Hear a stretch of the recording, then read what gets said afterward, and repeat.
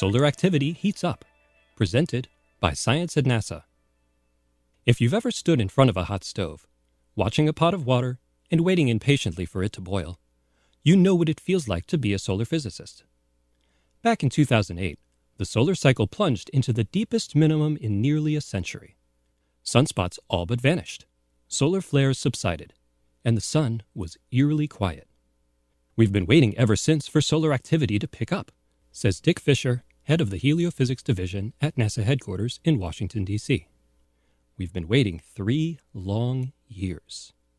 Quiet spells on the sun are nothing new. They come along every 11 years or so.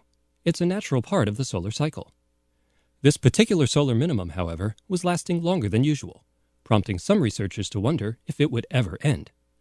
Now the pot is starting to boil. Finally, says Fisher, we're beginning to see some action. As 2011 unfolds, sunspots have returned, and they are crackling with activity. In February and March, Earth-orbiting satellites detected a pair of X-flares, the brightest X-ray solar flares since 2006. Another eruption in March hurled a billion-ton cloud of plasma away from the sun at 5 million miles per hour. The rapidly expanding cloud, known as a coronal mass ejection, wasn't aimed directly at Earth, but it did deliver a glancing blow to our planet's magnetic field. The off-center impact was enough to send northern lights spilling over the Canadian border into U.S. states such as Wisconsin, Minnesota, and Michigan. That was the fastest coronal mass ejection in almost 6 years, says Angelos Forlidas of the Naval Research Lab in Washington, D.C. It reminds me of a similar event back in November 1997 that kicked off solar cycle number 23. I'd say solar cycle number 24 is now underway.